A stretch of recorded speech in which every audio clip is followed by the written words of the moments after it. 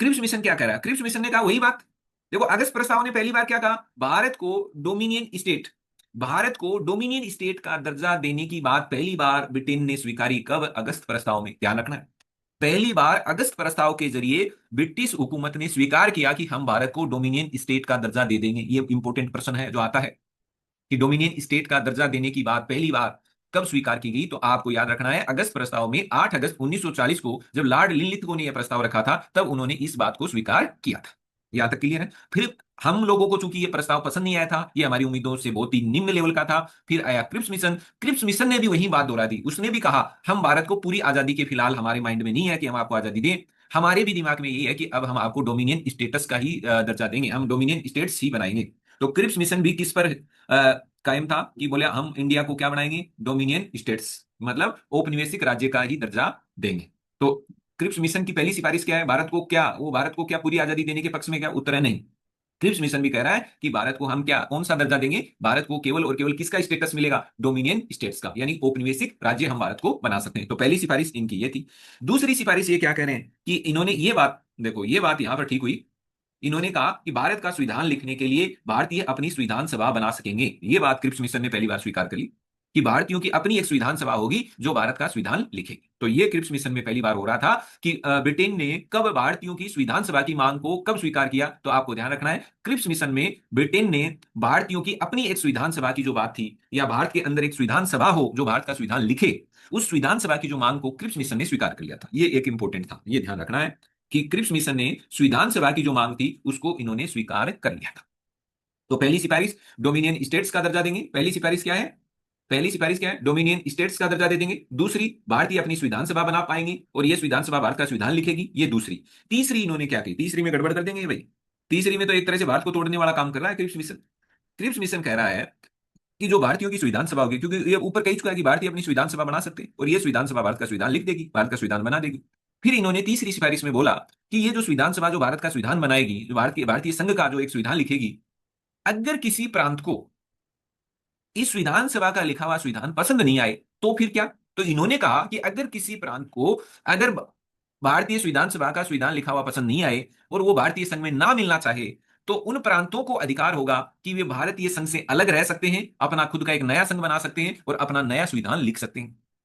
तो क्या ये एक एकीकृत भारत बनाने के शुभ संकेत थे? क्या अंग्रेजों के दिमाग में था कि हमें एक बहुत ही एक एकजुट, एक बहुत ही मजबूत एक राष्ट्र के रूप में भारत को हम देखना चाहते हैं? ऐसा उनके कोई दिमाग में नहीं था। उन्होंने तो देखो ये बात ही देखो ऐसी डाल दी कि प्रांत चाहें तो भारतीय संघ से अलग हो सकते हैं, अगर उनको भारतीय संघ का संविधान पसंद नहीं आ रहा है तो वो भारत से अलग हो सकते हैं, अपना खुद का संविधान लिख सकते हैं। तो इसका मतलब तो क्या है? क्रिप्स मिशन से तो ऐसे लग रहा है कि इन्होंने तो बिल्कुल ठान के बैठे हैं कि भारत के अगर कई टुकड़े हो रहे हैं तो होने दो, हमें कोई एक मजबूत भारत को बना करके हमें यहाँ छोड़ करके नहीं जाना है। तो तीसरा सिफारिश क्या थी कि इसने ये कहा कि कोई भी अगर प्रांत भारतीय संविधान में अगर इंटरेस्ट नहीं रखता है और भारतीय संघ से अलग रहना चाहता है तो वो अलग हो सकता है और अपना खुद का संघ बना सकता है और खुद का अपना संविधान भी लिख सकता है। तो तीसरा पॉइंट ये था। चौथे पॉइंट में इन्होंने कहा कि युद्ध के दौरान जो सेकेंड वर्ल्ड वॉर चल रहा था, उस दौरान भारत की जो सुरक्षा होगी, वो सारी की सारी सुरक्षा की जिम्मेदारी किसकी होगी? ब्रिटिश सरकार की होगी। तो ये भी ठीक है कि जो युद्ध चल रहा है, क्योंकि ये 42 में आ रहा है और 1939 से 45 तक तो सेकंड वर्ल्ड वॉर चला है, तो इस टाइम तो युद्ध चल रहा था। तो इन्होंने कहा कि युद्ध के दौरान भारत की समस्त जो सुरक्षा है उसकी रिस्पॉन्सिबिलिटी ब्रिटेन की सरकार उठाएगी। गवर्नर जनरल की शक्तियों को इन्होंने बिल्कुल भी बदलने की बात नहीं की। इन्होंने कहा गवर्नर जनरल की शक्तियां जो चली आ रही हैं वो चलती रहेंगी, उसमें कोई चेंज होने वाला नहीं है। तो गवर्नर जनरल की शक्तियों को लेकर के इन्होंने कहा कि वो अपरिवर्तित ही रहेंगी। तो यहां तक ठीक है। फिर इन्होंने क्या कहा? पांचवें पॉइंट में इनकी जो सिफारिश थी, इन्होंने बोला कि ब्रिटिश सरकार और जो भारतीयों की जो संविधान सभा होगी, क्योंकि ये बात तो ये स्वीकार कर लिया क्रिप्स मिशन ने कि भारतीयों की अपनी एक संविधान सभा होगी, भारतीय अपनी एक संविधान सभा बनाएंगे और वो संविधान सभा भारतीय संघ का संविधान लिखेगी। और अगर वो संविधान किसी प्रांत को नहीं पसंद आ रहा है तो वो प्रांत उस भारतीय संघ में उसको शामिल होना जरूरी नहीं है, वो अपना अलग संघ बना सकते हैं और अपना अलग संविधान लिख सकते हैं। ये बातें तो अपने कर ली। अब ये कह रहा है कि जो भारत की जो संविधान सभा होगी और जो ब्रिटेन की जो सरकार है उसके बीच में एक समझौता होगा। ये क्रिप्स मिशन अभी अपनी सिफारिश से दे रहा है ना, उसमें कह रहा है कि जो भारत की संविधान सभा होगी, जो ब्रिटेन की सरकार होगी, उनमें एक एग्रीमेंट हो जाएगा। क्या हो जाएगा? एक एग्रीमेंट हो जाएगा। और एग्रीमेंट होगा, और ये एग्रीमेंट किस बात के लिए होगा? ये इस बात के लिए होगा कि ब्रिटिश सरकार भारत में जो सत्ता ट्रांसफर करेगी, यानी अब भारत की सत्ता किसके पास है? अब भारत की मालिक कौन है? ब्रिटेन की सरकार। ब्रिटेन भारत का मालिक बना हुआ है। तो ये कह रहा है कि ब्रिटेन की सरकार और भारतीय संविधान सभा के बीच में एक एग्रीमेंट हो जाएगा और उस एग्रीमेंट में हम सब कुछ लिख देंगे कि जो ब्रिटेन वाले हैं वो भारतीयों को सत्ता कैसे सौंप के जाएंगे, किस तरह से सत्ता का हस्तांतरण होगा, भारत की कमान भारतीयों को कैसे सौंपी जाएगी, ये सब एक समझौते में सब कुछ लिखा जाएगा। तो यहां पर आप क्लियर हो जाएं कि इन्होंने ये भी कहा कि ब्रिटिश सरकार और भारत की संविधान सभा के बीच में एक समझौता हो जाएगा और उस समझौते में लिखी गई शर्तों के अनुरूप ही भारतीयों को भारत की सत्ता सौंपी जाएगी, उसका हस्तांतरण किया जाएगा। तो यहां लिखा हुआ है हस्तांतरण मतलब ट्रांसफर किया जाएगा, भारत की कमान भारतीयों को सौंपी जाएगी। अभी तो मालिक भारत के कौन बने हुए थे, ब्रिटेन वाले बने हुए थे। तो यहां तक हो गई ये सिफारिशें। तो ये आपको कुछ ध्यान रखना है, इसमें दो सिफारिशें आप पक्का याद कर लेना। एक तो डोमिनियन स्टेट का दर्जा देना। क्या क्रिप्स मिशन ने क्या पूर्ण स्वतंत्रता को कहीं से भी कुछ सपोर्ट किया? उत्तर है नहीं, कोई सपोर्ट नहीं किया। इन्होंने कहा क्या, इन्होंने क्या बोला कि डोमिनियन स्टेट, भारत को क्या बना देंगे, डोमिनियन स्टेट। तो एक तो ये क्लियर कर लेना, भारत को ये क्या बनाने की बात करें, डोमिनियन स्टेट, ठीक है। क्या इन्होंने भारत के अंदर संविधान सभा की जो मांग थी उसको स्वीकार किया था? ये सबसे इंपॉर्टेंट है, ये ध्यान लेना, ये सबसे इंपॉर्टेंट है। देखो जैसे अगस्त प्रस्ताव की अगर कोई आपसे पूछे कि सबसे इंपॉर्टेंट बात क्या है अगस्त प्रस्ताव की, तो अगस्त प्रस्ताव की सबसे इंपॉर्टेंट बात यह है कि पहली बार ब्रिटेन वालों ने भारत को डोमिनियन राज्य का दर्जा देने की बात स्वीकार की। वो सबसे इंपॉर्टेंट बात है। क्रिप्स मिशन की सबसे इंपॉर्टेंट बात यह है कि इस क्रिप्स मिशन ने सबसे पहले स्वीकार किया कि भारत में एक संविधान सभा बनेगी। तो भारतीयों की जो संविधान सभा की मांग चल रही थी, काफी पहले से चल रही थी। एक बार तो गांधी जी ने 1922 में कहा था कि भारत की किस्मत भारतीय ही लोग लिखेंगे, भारतीयों में एक संविधान सभा होनी चाहिए। फिर स्पष्ट तौर पर 1934 में एम एन रॉय थे, उन्होंने भारतीयों की अपनी एक संविधान सभा हो ऐसी उन्होंने मांग की थी। फिर जवाहरलाल नेहरू ने संविधान सभा की मांग को उठाया था। ये हम आगे से पढ़ेंगे। आपको यह ध्यान रखना है कि ब्रिटेन ब्रिटेन के द्वारा सबसे पहले भारतीयों की संविधान सभा की मांग को स्वीकार कर किया गया। तो क्रिप्स मिशन ने सबसे पहले भारतीयों की संविधान सभा की मांग को स्वीकार किया था। तो ये ध्यान रखना है आपको, ये इंपॉर्टेंट फैक्ट है, यहां से कई बार प्रश्न बनता है। तो अब देखें क्या क्रिप्स मिशन की बातें पसंद आ गई? क्या क्रिप्स मिशन भारतीयों को जच गया कि ना यार ये तो ठीक बोल रहा है, ये तो हम तो राजी हैं क्रिप्स मिशन की सिफारिशों को लेकर? ना, भारतीयों ने कहा ना ना ना, ये बस पहली सिफारिश में ही गड़बड़ हो गया सारा। क्योंकि ये कह रहे हैं वही डोमिनियन स्टेट बना देंगे, भारत को डोमिनियन स्टेट बना देंगे। तो क्या भारत तो हमारा अपना है, हमको भीख थोड़ी मांग रहे हैं कि आप डोमिनियन स्टेट बना दोगे, डोमिनियन स्टेट बना दोगे। तो इन्होंने कहा नहीं नहीं, ये जचने वाली बातें नहीं है। तो क्रिप्स मिशन भी फेल, अगस्त प्रस्ताव भी फेल, क्रिप्स मिशन भी फेल। क्यों? क्योंकि ये हमारी उम्मीद से काफी निम्न लेवल का था, इसकी सिफारिशें हमारी उम्मीदों के अनुरूप नहीं थी। ठीक है, यहां तक बात ठीक है। अब देखो, जैसे क्रिप्स मिशन से हमें कुछ हाथ नहीं लगा तो हम थोड़ी बैठने वाले थे। तो हमने कहा कि हम फिर से एक और बड़ा आंदोलन, एक राष्ट्रीय स्तर का हम आंदोलन शुरू करने वाले हैं। तो भारत में वही गांधी जी के नेतृत्व में भारत छोड़ो आंदोलन एक बहुत बड़े स्तर पर एक आंदोलन चला। हालांकि बाद में इसके जो बड़े बड़े लीडर्स थे उनको जेलों में डाल दिया गया। और ये एक तरह से यह आंदोलन फिर जनता द्वारा ही स्वतः स्फूर्त आंदोलन था, जिसमें जनता ने अपने स्तर पर इसमें पार्टिसिपेट किया, भाग लिया सब कुछ, क्योंकि ज्यादातर नेताओं को जेलों में बंद कर दिया गया था। भारत छोड़ो आंदोलन फिर स्टार्ट हो जाता है। आप सब जानते हैं भारत छोड़ो आंदोलन 1942 में शुरू होता है अगस्त में। तो ये भारत छोड़ो आंदोलन होता है। फिर इसके बाद में 1946 में, 1946 में ये कौन सी सन है, 1946 में जो भारतीय नौसैनिक यानी कि जो भारत में जो ब्रिटिश सेना थी, उस ब्रिटिश सेना में भी जो ब्रिटिश नौसैनिक थे उनके साथ साथ भारतीय नौसैनिक भी होते थे। ऐसा थोड़ी था कि सारे सारे ब्रिटेन से ही सैनिक भारत में आते थे, भारतीयों को भी तो ब्रिटिश सेना में शामिल किया जाता था। तो ये कह रहा है कि ब्रिटिश नौसेना में जो भारतीय नौसैनिक थे उन्होंने क्या हुआ, बंबई में एक विद्रोह कर दिया था, जहाज के ऊपर उन्होंने एक विद्रोह कर दिया था 1946 में। और इस विद्रोह के बाद में अंग्रेजों को यह बात अच्छे से समझ में आ गई, क्योंकि 42 में भारत छोड़ो आंदोलन हुआ ही था। तो एक बार तो अंग्रेजों को उसने ही लाके रख दिया कि नहीं नहीं यार, बहुत अब मामला बहुत मुश्किल है। और फिर जब 1946 में रही खई कसर इस नौसैनिक विद्रोह ने पूरी कर दी। इसको बहुत इंपॉर्टेंट माना जाता है। क्यों माना जाता है? क्योंकि अगर सेना ही आपके आदेश, आपके ऑर्डर्स को अवहेलना करना शुरू कर दे, आप आपको कोई वैल्यू नहीं दे, नौसेना मतलब भारतीय नौसैनिक, क्योंकि भारत में अंग्रेज राज किस बदौलत कर पा रहे थे, भारतीय सैनिकों की मदद से ही तो वो भारत में राज कर पा रहे थे।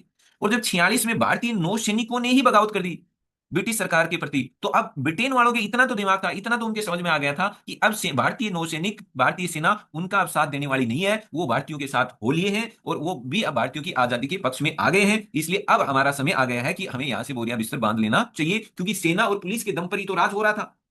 और अब वही भारतीय नौसैनिक जिनके दम पर आप भारत में राज कर रहे थे, उन्हीं नौसैनिकों ने अंग्रेजों के खिलाफ बगावत कर दी, उनके खिलाफ विद्रोह कर दिया। तो अब अंग्रेजों को समझ में आ गया था कि अब भारत से उनकी विदाई तय है, भारत से जाना उनका तय है। अब बस टाइम तय करना था कि हमारी विदाई का टाइम क्या होगा, कौन से साल में हम यहां से बोरिया बिस्तर समेट करके चलेंगे, बस ये तय करना बाकी था। बाकी उनके समझ में ये आ गया था इस नौसैनिक विद्रोह के बाद में कि अब यहां से हमें निकलना ही पड़ेगा। अब हम भारत में ज्यादा समय तक नहीं रुक पाएंगे, क्योंकि ये सैनिक ही हमारे खिलाफ हो गए हैं जिनकी बदौलत हम भारत में रूल कर रहे थे।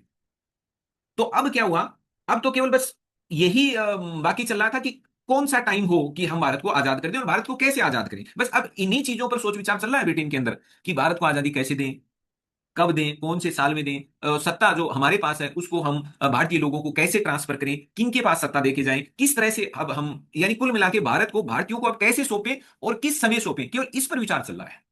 ये तो पक्का था कि अब भारत से हम निकलेंगे, लेकिन कब निकलेंगे और कैसे निकलेंगे केवल इस पर विचार चल रहा था। इतने में इटली वहां पर एटली साहब की वहां सरकार बन जाती है। और एटली साहब थोड़े से भारत को लेकर के काफी लिबरल टाइप के थे, उदार टाइप के थे। तो एटली साहब ने 20 फरवरी 1947 को, कब की बात हो रही है, 20 फरवरी 1947, एटली साहब ने कह दिया अब हम भारत को छोड़ के जाएंगे। तो और कब तक छोड़ के जाएंगे, इन्होंने अपनी 20 फरवरी 1947 को इन्होंने घोषणा की। और उस घोषणा में इन्होंने बोल दिया कि 30 जून 1948 तक, कब तक, ध्यान रखना है, 30 जून 1948, ये एक डेट है, मतलब याद कर लेना, ठीक है। इटली साहब ने अंतिम डेट तय कर दी कि 30 जून 1948 तक हर हाल में हम भारतीयों को सौंप देंगे। यानी 30 जून 1948 तक, तक का ये टाइम था, तक हम हर हाल में भारत को आजाद कर देंगे और यहां से हम निकल जाएंगे। कौन सी डेट थी, 30 जून 19, ये तो आखिरी डेट थी कि इस तक तो हमें छोड़ना ही छोड़ना है। इससे पहले, इसका मतलब जब वो 20 फरवरी 1947 को बोल रहे हैं, इसका मतलब उनके दिमाग में पहले से सब कुछ बना हुआ है कि हाँ कैसे क्या निकलना है, क्या है। तो उन्होंने एक टाइम दे दिया था कि इस डेट तक तो हमें हर हाल में निकलना ही निकलना है। तो अब देखो, जब प्रधानमंत्री ने यह कह दिया कि इस डेट तक हमें भारत छोड़ना है, तो इसका मतलब अब प्रधानमंत्री की इस घोषणा को लागू करने के प्रयास शुरू हो जाएंगे। अब भारत से अंग्रेजों के निकलने के प्रयास शुरू हो जाएंगे। तो अब इसी घोषणा को लागू करने के लिए, भारत को इस डेट से पहले तक आजाद करने के लिए, अब वहां की जो ब्रिटिश सरकार है वो लॉर्ड माउंटबेटन को भारत का गवर्नर जनरल बना करके भेजेगी और इन्हें जिम्मेदारी देगी कि तुम जाओ और तुम ये देखो कि कैसे हम कितने, हमने 30 जून तो मैंने बोल दिया है, इटली ने कहा होगा कि 30 जून 1948 का तो मैंने डेट दे ही दिया है। तो इससे पहले पहले मुझे नहीं पता, कैसे भी करके भारत को हमें आजाद करना है, भारतीयों को अपनी सत्ता वापस दे करके हमें यहां से निकलना है। ये सारा काम अब तुम्हारा है, तुम भारत में जाओ, भारतीय नेताओं से, लीडर से बात करो और सत्ता सौंपने की तैयारी करो, और ये काम कैसे करना है ये तुम्हारा काम है। तो लॉर्ड माउंटबेटन फिर भारत आएंगे और लॉर्ड माउंटबेटन फिर भारतीय लीडर्स से, चाहे वो मुस्लिम लीग के हों, कांग्रेस को, उन सब से वो बात करेंगे। और बात करने के बाद में फिर आप सब जानते ही हैं, फिर लॉर्ड माउंटबेटन आखिरकार भारत के विभाजन की 3 जून 1947 को पूरी एक रूपरेखा बता देते हैं। क्योंकि लॉर्ड माउंटबेटन काफी कुछ नेताओं से बातचीत करते हैं, प्रयास करते हैं, और उन तमाम बातचीतों के बाद में वो इस निष्कर्ष पर पहुंच पहुंच जाते हैं कि ऐसे भारत को आप मतलब एक एकजुट भारत के रूप में भारतीयों को सत्ता सौंपना बड़ा मुश्किल सा काम लग रहा है। और आखिरकार लॉर्ड माउंटबेटन भारत के पूरा विभाजन का पूरा एक खाका बता देते हैं, एक ढांचा तय कर देते हैं कि इस तरीके से भारत का विभाजन होगा। तो 3 जून 1947 को ये भारत के विभाजन की रूपरेखा रख देते हैं कि भारत का विभाजन कैसे होगा, कौन कौन से क्षेत्र पाकिस्तान में जाएंगे, कौन कौन से इंडिया में रहेंगे। साफ था विभाजन का, मोटा मोटा हम सब जानते हैं कि विभाजन धर्म के आधार पर किया गया था। जिन एरिया में जिन एरिया में मुस्लिम आबादी ज्यादा है उन एरियाज को, मैं मोटे तौर पर बता रहा हूँ, एकदम ऐसे नहीं है कहीं आप सोचोगे सर कहीं असम का सिलट क्षेत्र था जहां जनमत संग्रह हुआ, ये सब हिस्ट्री के टॉपिक शुरू हो जाते हैं। अपने को मोटे तौर पर यह ध्यान रखना है कि लॉर्ड माउंटबेटन ने जो विभाजन की रूपरेखा रखी थी वो धर्म के आधार पर उन्होंने भारत को बांट दिया था। और इसमें यह था कि जो भी मुस्लिम बहुल एरिया है वो एरिया पाकिस्तान में शामिल हो जाएंगे और बाकी का एरिया भारत में रहेगा। तो फिर आपको पता ही है, बंगाल को बांटा गया, पंजाब को बांटा गया, और आपका असम का सिलट वाला क्षेत्र भी पाकिस्तान की ओर चला गया था। तो ये सब चीजें अलग विषय है, उस पर फिलहाल हम बात नहीं करेंगे। तो आपको इतना ध्यान रखना है, 3 जून 1947 को, कितने को, 3 जून 1947 को भारत के विभाजन की पूरी रूपरेखा माउंटबेटन रख देते हैं। अब 3 जून 1947 को ये तो क्लियर हो गया कि भारत के टुकड़े तो हों, भारत का विभाजन तो होगा, और ये भी क्लियर हो गया विभाजन कैसे होगा, इन्होंने पूरा बता दिया, पूरा एकदम खाका पूरा ढांचा तय कर दिया, ठीक है। अब भारत को आजादी देने, भारत का विभाजन करने, इन सब के लिए अब वहां ब्रिटेन की संसद एक कानून पास करेगी जिसका नाम है भारत स्वतंत्रता अधिनियम 1947। ध्यान रखना है। अब चूंकि सब कुछ तय है, सब कुछ तय है कि विभाजन की रूपरेखा आई गई है कि विभाजन कैसे होना है, क्या होना है, कितना एरिया कहां कहां जाएगा, क्या कुछ सब कुछ तय है। अब ये था कि ब्रिटेन की संसद से तो कानून बनेगा ना, ब्रिटेन की संसद के कानूनों के हिसाब से भारत में रूल हो रहा था। तो ब्रिटेन की संसद में कानून बनेगा और उस कानून के हिसाब से भारत को आजादी मिलेगी, तभी तो वो एक लेजिटिमेट होगा ना, तभी तो उसको वैधता मिलेगी। तो अब ब्रिटेन की संसद ने कानून पास कर दिया जिसको हम कहते हैं भारत स्वतंत्रता अधिनियम, और ये भारत स्वतंत्रता अधिनियम भारत के लिए आजादी भी लेके आएगा और भारत के लिए विभाजन भी लेके आएगा। इसका मतलब